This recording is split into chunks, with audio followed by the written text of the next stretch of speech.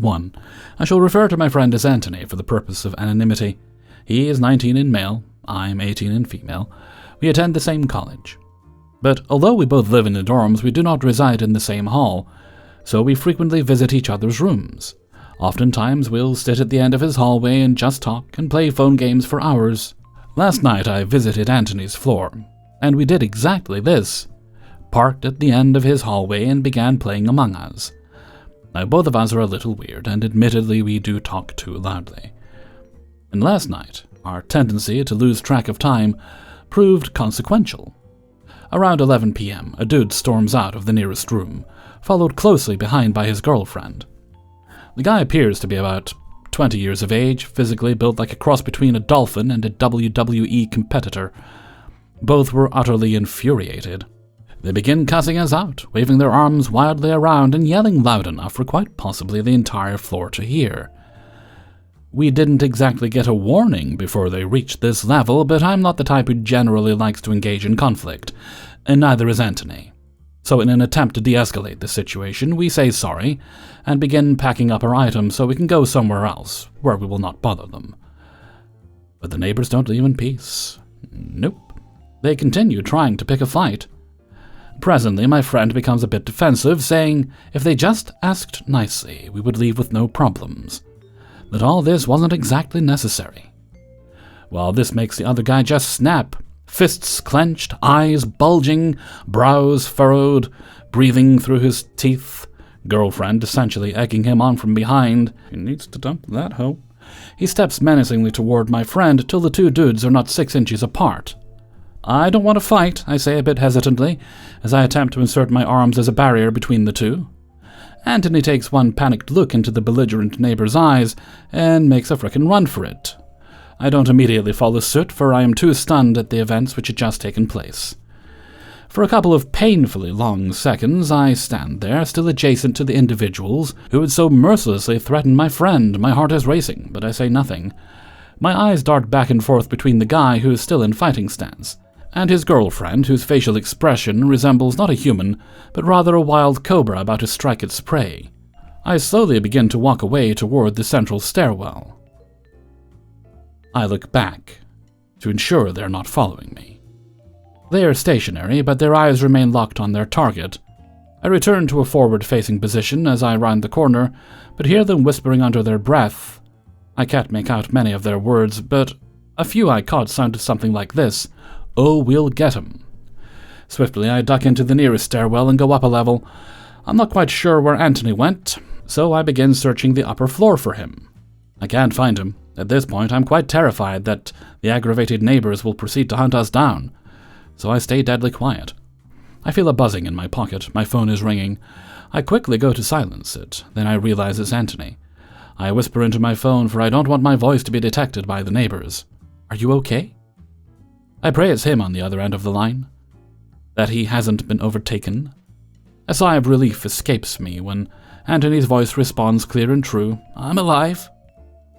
Turning my phone's volume down to the lowest audible setting, I cradle it closer to my ear, quite in time to hear him continue: "I'm at the bottom of the stairs, right where we dropped the bottles."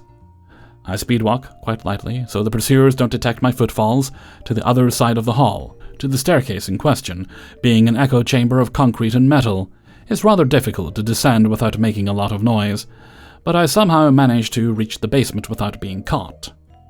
I see Anthony in the corner. I'm not quite sure if it's the tension of the past 5 minutes, or the biting cold of the cavernous stairwell, but he's shivering violently.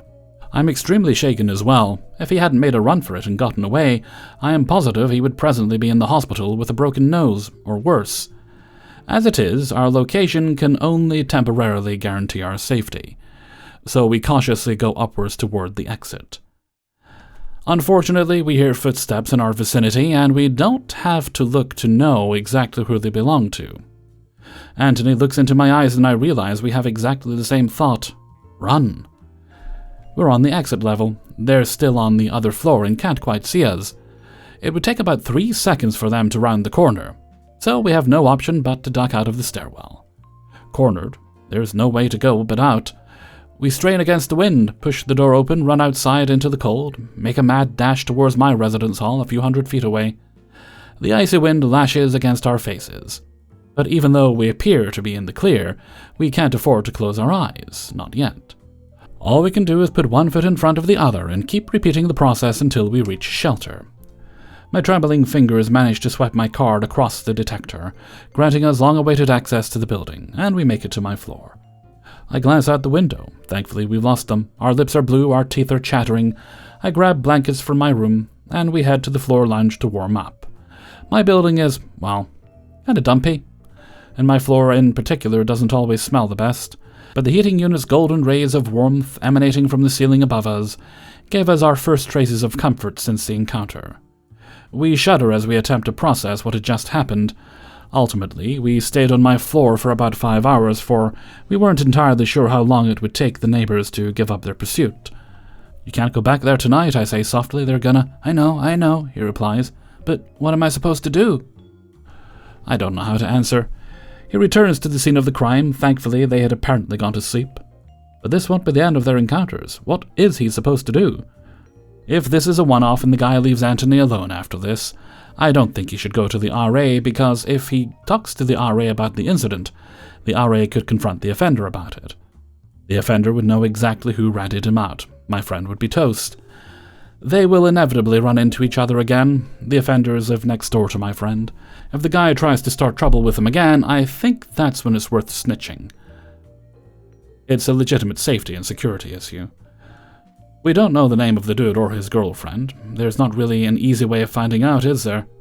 No matter what, I realize we cannot hang out late in the hallways anymore. It's disrespectful to everyone trying to sleep within a 100-feet radius. But how can Anthony avoid being attacked by these weirdos? Freezer's note: your friend definitely has to go to the RA. These people are clearly not stable, and it's only a matter of time before they either hurt Anthony or someone else, so you may as well just start it now. Get it documented that they attempted to fight with you, they attempted to instigate a fight. They then pursued you and had Anthony afraid to the point he had to rush out of his home and sneak back later. Also, Anthony, if you happen to hear this, don't run off and abandon your friend unless you're sure they're coming with you. It takes nothing more than a second to grab them by the arm to tell them, "We're going this way now." I'm sure you didn't mean any harm in the moment, but the fact of the matter is, you left them there, so please don't do that again. There's a good chap. 2. Left my last apartment since apparently smoking cigarettes inside was allowed. Moved back to my hometown. Found a divided townhouse, pet-friendly, no smoking allowed. Within the first 2 weeks, I started smelling cigarette smoke, but assumed it was the neighbors next door, somehow outside on the patio. About 2 months into my stay, I finally had the nerve to ask my upstairs neighbors if it was them smoking cigarettes inside, because the smell was so pungent inside. I quit smoking myself a year ago, so I know the difference. He so proudly said yes. I tell him I was told there was no smoking on the lease, so I asked management about it. Now, management was aware they were smoking inside. Apparently, management only reaches out through email, so the smoking still continued, and I continued to submit tickets on the renting app about it. I did have to leave a note, calmly telling them management is trying to reach them about the cigarette smoke, and if they could please stop banging the front door at 4 a.m. as I work late and it wakes me up. So, the front door has 2 doors, a small screen one with a window which slams shut, and the regular door. I have the downstairs unit which comes with the front porch, which I have decorated for the holidays, and weekly sweep the porch and our shared hallway inside. I've even installed a motion sensor nightlight for the hall for all of us to use, since the main one is burnt out. When I clean the hall, I have both doors open to air out the cigarette smell, but never failed that they would automatically always shut the door, like I have to suffer in my unit smelling their crap. Fast forward to this week. I'm up the day right before Thanksgiving. They were supposed to be evicted on the 25th of November, which is a Monday, for non-payment of rent but paid off their balance. Well, Friday morning I open up my front door at 8 a.m. and there's a spill in the hallway that I had just cleaned and am always the only one to clean. I came back around 2 p.m. The spill was still there, even though it's 6 people in that unit coming and going all day. So I left a note saying, "I just mopped 2 days ago, can you please clean up after yourself?" Around 4 p.m, someone comes home. I hear them in the hall saying they're going to slap me. I go into the hall, the spill is still there, and they tore up the note and threw it on the spill. I don't think they were trying to soak it up. 9:30 p.m. rolls around, it's like a circus. People banging on my door like crazy, threatening to bust it down, banging on the floors above for an entire hour. I didn't answer the door because I'm not inclined to when you're making threats through the door. They left a note on my door saying the spill wasn't even there for 24 hours and it happens. And I live in an apartment building to deal with it or move out. And that slavery ended a long time ago and I can't micromanage everything. Huh? I'm sorry, holding you accountable for your own messes is considered slavery and micromanaging? You should clean up your own mess because you live in an apartment building. So I posted a picture of their note on a local Facebook page, and they clearly saw it, because the next day at 10 a.m. he's banging on my door again, threatening to break it down over my post. I didn't open the door, I called the cops because I had enough. We were told to leave each other alone, and no online anything. Someone tagged me in a post on Facebook after the cops left. It was my neighbor's page, so I did some digging, and turns out he's been posting about my family and my dog for months online, making threats to beat us up and bust down our door, all stemming down from me telling management about the cigarettes inside. Minutes after the cops left was post after post about me, so I scrolled down, and he started making threats back in November. People saying I should have never left any notes to begin with and went straight to management. I feel like I shouldn't have to tattle on neighbors to management. They're not the principal. But I can understand, I guess. None of my notes were vulgar or disrespectful. Theirs were actually cursing at me. How do I know it was them? The house only has 2 units, my unit and theirs. The spill was right in front of my door, and their front door is directly left of mine. As for saying I'm micromanaging, it's more so just clean up after yourself. Imagine my dog had an accident outside their front door and I left it there for 14 hours. Again, to stress, none of them ever clean our shared hall. What's really going to micromanage is my new Ring camera that's going to be installed shortly. Their eviction notice only had 1 name on it, meaning there's only 1 name on their lease and 6 people coming and going every day. Now my Ring can prove that. People banging on my door. None of them was the person whose name is on the lease. Can't wait to own a house. Hellfreezer's note, when you do own a house, just make sure it's completely detached and it isn't adjoining to any other structure, and you've got a good bit of space between you and your neighbors, just so you can make as much noise as you like. 2. Need an opinion on a situation involving me and my girlfriend. Started like a year and some change ago back, leading up to now. I live in an apartment complex. I have an upstairs neighbor, around our age, 25 to 30, and she has a sister who doesn't live there, around 22, maybe. I'll try to keep it short. Anyway, one day around a year ago, I started hearing loud banging upstairs, like as if someone was intentionally walking around, stomping with loud rock music playing all night, stomping and banging from 10 p.m. to 6 a.m., We've been neighbors for maybe 3 years, and this only started a year ago. I never heard them bang other than her 2 kids, but anyone would know the difference between a stomping adult and child. So, this would happen at least 2 or 3 times on different nights of the week, for a month before I confronted her. When I confronted her, I knocked and asked her if everything was okay. She said, "I don't know, you tell me." She goes on to say that we are loud. Anyway, I confronted her multiple times for months. One day my girlfriend asked the older sister what the problem was. She went on to explain how her sister, the little sister, is acting like that because we have sex too loud. Mind you, I have a 7-year-old boy and my girlfriend, a 70-year-old grandma who lives with us. Not only that this apartment can't even harbor a 100-pound dog, never mind being that loud in such a box. And my girlfriend pretty much told the sister the same thing. One day, she's banging again, as if jumping in the air with 2 feet stomping with all her weight. I started punching the ceiling, and literally banging back. I went up there banging worse than the police. Went off her, and all she can do and say is talk about my hair and toes, and told me to stop making noise, and maybe she will stop. Lost it on her pretty much. And it didn't happen for a month or two after that, but she started again. I didn't want to go to jail, so my girlfriend told the apartment complex office. They said they couldn't do anything about it until we filed a police report. My girlfriend told the police, and even they said to start banging back, and also said it's none of their business anyway. So the banging stopped after the police came because the complex gave them a note to be kicked out if it didn't stop. It's been maybe a year now. We have a 4-month-old baby. Today we woke up to a note on our door, a nasty one, insulting me and my girlfriend and my family, saying we have sex too loud and to stop letting that bum screw you. Congrats on your second mistake. Having a man's baby doesn't make him love you anymore. Like I've never wanted to hurt a female any more than this bitch. We have no reason to lie. We do not have loud sex at all, not nearly as loud to reach through the walls. So I don't know why or where she's getting this from. I thought drugs may be the reason, but in all respect to my girlfriend, she's too pretty to be on drugs, so I don't know if it's jealousy. What is it? Because 99.9% it's not because we're having sex too loud.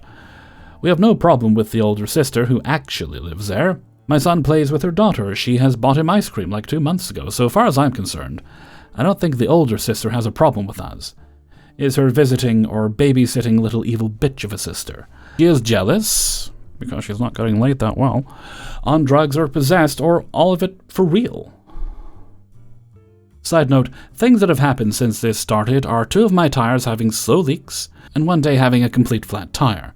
I'd leave my windows cracked open, and my girlfriend found a fresh wet condom, and I tried to explain to her, because I don't have no one in the car, ever, that someone must have slipped it in the car, because I just won't do that.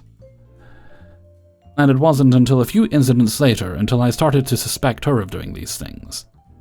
Like, we got jobs in a family, situations like this, we've had no sleepover, and I'm tired of it. And now she went overboard. I need an opinion before one of these scenarios I have in my head plays out. Ask me any questions, if you have any, and I need an opinion, please. Hellfreezer's note. You need to start documenting when she's making noise, recording it, that sort of thing. Do not bang back. Don't do what the police have said, because they might take that as mutual aggression. Keep reporting them to the management. See what the other neighbours think if they're hearing that kind of noise as well. And maybe get them to make similar complaints about the upstairs neighbour if it happens. It sucks that the sister that seems somewhat responsible might have to get kicked out over it, but if she's not keeping her sister in line, that might be the way it has to be. Also, congratulations on all the top-notch sex you're apparently having, according to her. 4. I moved into my apartment 4.5 years ago with my, at the time, infant child. My neighbours started acting strangely as soon as I moved in. If I didn't answer her knock at the door because I was in the middle of something, like feeding my child, she'd pound on my back door until I answered. Against my better judgment, she asked if we wanted to go to a store nearby with her. I agreed, and after we were done at the store, I put my child in the car behind the driver's seat. And as I walked to the other side to get in the passenger seat, she locked the doors so I couldn't get in, and did something to my child that made them wail uncontrollably. Talk about panic. She finally unlocked my door that I began pounding on, and I was trying to sing to my baby to get them to calm down. This crazy bitch started singing along with me.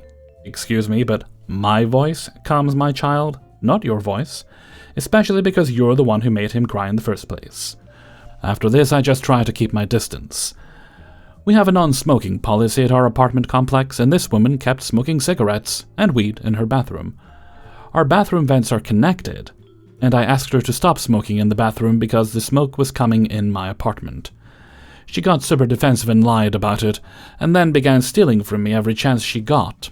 I'm low income and couldn't afford a security system, but earlier this year I was able to afford a Blink camera, and as soon as I installed it, the thieving stopped. Until Halloween. On Halloween, I put together pretty significant treat bags for the neighbor kids, with Play-Doh, full-size candy bars, multiple smaller candy bars, inflatable snakes, etc. in them. I put out a sign that said, "Take 1 bag," in English and Spanish, and I caught this old hag looking directly at my sign and taking all of the treat bags. And to make matters worse, she wasn't wearing any pants, so when I posted the video on Facebook for my friends to see, They pointed out that you can see her nasty old person butt in the video. I don't know why management here won't do anything about her. The things I mentioned are really the tip of the iceberg. She's also allowed homeless people to camp out in her parking spot. She has visitors living there that aren't on the rental agreement. Constant traffic when we are supposed to have a parking permit to park in the parking spot. She's a super miserable human being, and I know karma will get her eventually, but I don't understand why management doesn't care about any of her lease-breaking habits. Edit. She gave me a ride to the store when I had known her for a week or two. I gave her the benefit of the doubt about accidentally locking me out, and she didn't know why my baby was crying. Because at the time I knew nothing about her other than her being my elderly next-door neighbor who seemed to really like me and was supposedly good friends with the landlord. According to her, she was good friends with the landlord. Now, knowing everything I know about her, obviously that nonsense was intentional. But that was really in the first couple of weeks I had met her. Anyone saying, "I would have called the police," or "I would have beat her up." You don't know what you'll actually do until you're actually in that situation, and please remember, this is an elderly woman masquerading as a kind neighbor. I did report the thefts to the police, but they didn't do anything. I live in an area where the rental availability is constantly around 2%, which is why I haven't been able to just move like some folks have recommended. Any available rents have been out of my budget, and I was actively looking for 2 years. I really like where we live, though. We have some really great neighbors in our complex, and even more on our 2.5-block-long road. The good neighbors have outweighed the BS happening right next door. We're also super involved in the neighborhood around us, and I found purpose here. This woman has been making people miserable in my unit for a long time, I'm sure of that, and I'm not going to let her chase me out of here so she can just do it to the next tenants. The police did call me back. 39 days after I filed my report naming names, they called me back. We're currently playing phone tag right now, but hopefully soon I'll be able to talk to the deputy who called me. I'll do an official update if anything comes of this. 5. Hello. By way of background, I am a young student, 23, female, who has just moved into a new flat with 4 girls, with whom things are going very well. We have big rooms, but no sharing spaces except kitchen. They are all very polite and quite discreet. We live on the 5th floor of a very old apartment, and each of the flats are made kind of the same, a mezzanine plus a space at the bottom. After 2 weeks, one of which was spent going home to my family, I come back to my apartment at exactly 10 a.m. on a Saturday morning, a bit tired from the jet lag and the plane flight, and I get a message from my downstairs neighbor, Andrea, complaining that she hasn't been able to sleep for 2 weeks because of me, and that I've just made a noise when I came in. I imagine with the sound of my suitcase hitting the floor while she's trying to sleep.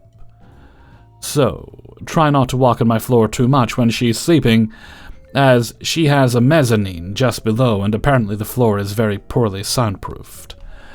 I don't really understand this message. I'm a very lonely person who doesn't particularly watch videos, doesn't play music, and I'm very gentle in my movements. What's more, I have a fairly tight schedule and go to bed early, but wake up around 8 a.m. What's more, I haven't been home for a week, so I don't understand her irritation. And what's more, 10 o'clock seems to me to be a good time to tolerate footsteps on the floor. I reply by apologizing and saying that I'll try to make less noise, but that I've honestly never invited anyone and never even spoken out loud. And what's more, I'm walking around without shoes. 2 days later, while I've been at work all morning, I'm surprised to receive a message from another neighbor, a super aggressive message, telling me that she can't sleep because she hears someone walking in our kitchen super loudly, that she knows I'm new in the apartment but there are rules to learn. Not being there and already a bit annoyed by my neighbor's first message, I tell her the truth, that I'm not there and that she must have made a mistake, that it must be one of my roommates. It's important to know that the girl I took over the apartment from gave my number to the girl downstairs from my room, because she had already complained about the previous girl. But as for the downstairs neighbor in the kitchen, it was apparently my downstairs neighbor who gave her my number. I'm starting to get quite a bit fed up with this behavior, so I decide to talk to my roommates about it. They quickly explained that Andrea, she is the same age as me, used to live in this apartment in the same room before moving into the one below, that she was very, very noisy and unbearable to live with, slamming doors, talking on the phone all the time, and being very dirty. In short, they all describe her as someone who was a bit out of it mentally, but really vicious, who was the type to send messages to complain about other neighbours, who also complained about her because of the noise. But she also complained about the neighbours below her. And now she is complaining about the upstairs one. Because yes, she pointed out this problem to me. I've realized that the crying and yelling very loudly on calls, plus dog barking I hear all day long, came from Andrea. I'm not very sensitive to other people's noise, so it doesn't bother me that much, but I find it cheeky. To cut a long story short, I've run into her several times in the hallways. She doesn't hold doors, she doesn't answer my hello, and was talking to her dog saying, "Avoid talking to strangers," when referring to me. To get back to the subject at the beginning, I'm a very people-pleasing person. Since then, I sometimes have to wait until I hear her making noise downstairs to know she's awake before I dare to move around normally, because I don't want to get into trouble. I also think about it in the kitchen every time I want to cook after 8 p.m. Anyway, I've spoken to my flatmates about it again, explaining that I'm reluctant to block the neighbors' numbers, as the possibility of her and the other crazy neighbor reappearing would stress me out even more when I already feel I'm doing my best. They advised me to do it because Andrea would make my life miserable otherwise, plus they reassured me that I was very, very discreet and that they would defend me if there was a problem with the owner of the building, the same one for all the apartments. Yesterday it was 8 p.m. Her dog had been barking non-stop, as usual, super loud all afternoon, and I was revising a speech for an interview in a moderate voice. She started banging on the floor of her mezzanine because I guess I was making noise. Since I've blocked her, I can't know what she sent me, etc. So I can't assume anything, and I imagine it's a bad move on my part. But anyway, I feel like she's going to complicate my life for the next few months, when I'm already honestly doing my best to not bother her. Would you have any advice to give me in this situation? To be more relaxed about having a slightly crazy neighbor, and dare to live normally again without fear of creating a huge drama? Hellfreezer's note, this is my advice. Take up space. Make the noises of a normal human being. You don't have to worry about offending her or creating noise, because quite frankly, her reaction to it is all her. It could be bitterness that she moved out of the apartment and that you're in there now. It could be that she's just a crazy bitka, but who knows? It might be worth, if you could casually talk to the building owner, you mentioned that in your story, that you don't want to have to deal with them, but maybe just say, hey look, has anybody else made complaints about this? She's saying I'm making lots and lots of noise, but the only noise you hear is coming from her. Also, when she is making noise, record it. Start recording, put your phone on the floor, and don't move until she hushes up. You can certainly send that along to the building owner as well. And let's not forget, she was complaining that you were making noise when you weren't even there, so it was obviously just in her head. Good luck with it. And please don't put up with it. You definitely did the right thing in blocking her number. It's always very unusual to me when I learn that people have given their numbers to people that live next to them. It's like, why? They're just your neighbors. I mean, I'm friendly to my neighbors. I'll take in packages for them. One of my neighbors, in the rare occasions I'm up before him, if the bins have been emptied, I'll take his bin in. More often than not, he'll take mine and set in the gate, which is really nice of him. So we get along, but I wouldn't even think of letting them have my phone number. Hey everybody, Hellfreezer here, and thank you very much for listening to Naughty Neighbours, episode 1,000,000. That doesn't sound right. Oh no, episode 24. And thank you very much to everybody who allowed me to use their stories in this video. Before you go, please hit the like button. And that's all. You know, we're near the end of the year. Chill, relax. You don't need to do anything else. Although if you want to, you could support me on my Patreon page. $1 or more a month. It's very helpful. Link to that's in the description. There are also channel memberships if that is something that appeals to you. And tips are always appreciated. Okay, let's see. No more business today, I don't believe, so let's move on to Hellfreezer's question of the day. And today's question is... And today's answer comes from Fuzzy McBear on the Discord. Let's see this one. Oh, this is a good one. How often do you eat the traditional food of your home country? I've only tried the traditional food of the First Nation people a few times and didn't like it. Alright, you were doing very well there. Is a deep-fried Mars bar now considered a traditional Scottish dish? No, it's an abomination. Traditional Scottish food would be haggis and neeps, that sort of thing. There are possibly other things, but personally speaking, if I'm having haggis, I usually like that. I'll open a can of butter beans, and then I'll mix the two together, and maybe have mashed potatoes or some sort of vegetable. Some sort of other vegetable on the side. It's very yummy. It's very well seasoned. Is haggis, so I do eat it a few times a year. It's not one of my constants, but it's definitely something I eat a few times a year. I even like the vegetarian version of haggis. There's a Simon Howe or Howie. I'm never sure how to pronounce it, but they make breakfast with sausage, bacon, all that sort of thing, and they even do vegetarian and vegan equivalents as well, and they're actually quite good as well. Just for those of you who are put off by the idea that there's stuff in there you might not like. I guess, is black pudding, I don't know if it's a traditional Scottish dish, but it's definitely British. That also puts people off, but there is a vegan version of that tastes very similar to the original. Anyway, so yeah, a few times a year if you're talking about haggis, that sort of things. Let me know what you think. Make myself hungry. Let me know what you think in a comment below. And before we go, let's take a look at the answer of the day from a previous video. And today's answer comes from Naughty Neighbours 22, and I think it was about how prepared are you for snow? Because the snowy weather will be sneaking in upon us soon. I mean, I hope not, but yeah. Let's see, today's answer comes from Vina Waldron. Prepped for the snow? Yes. Got the clothes, boots, coats, long johns, hats, scarves, gloves, mittens and muffs, salt, shovels and sleds, blankets, fleeces, cups for hot chocolate, happy warm kitties to lay in my lap. Well, that sounds perfect, Vina. Thank you very much for your answer. Let me think. I need to get that winter coat. I'll get round to doing that possibly this week.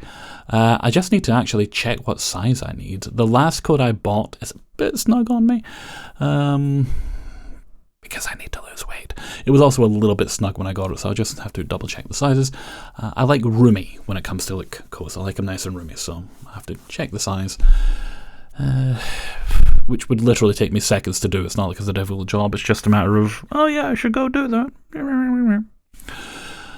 And I've got plenty of gloves. I think I've got about 3 pairs of gloves. I've got the more snug ones that you can use your phone easily with. I've got more padded ones. I don't know where they are. Actually, no, I do know where they are. They're in a drawer in my bedroom. I remember I put them away. And I've got ones I bought especially for riding my bike that I think I've worn once. But they do have protective bits on the knuckles in case you fall off your bike, which I had a habit of doing at one point. Not for a while, thankfully. I'm a lot more experienced. They say you never forget how to ride a bike, which is true.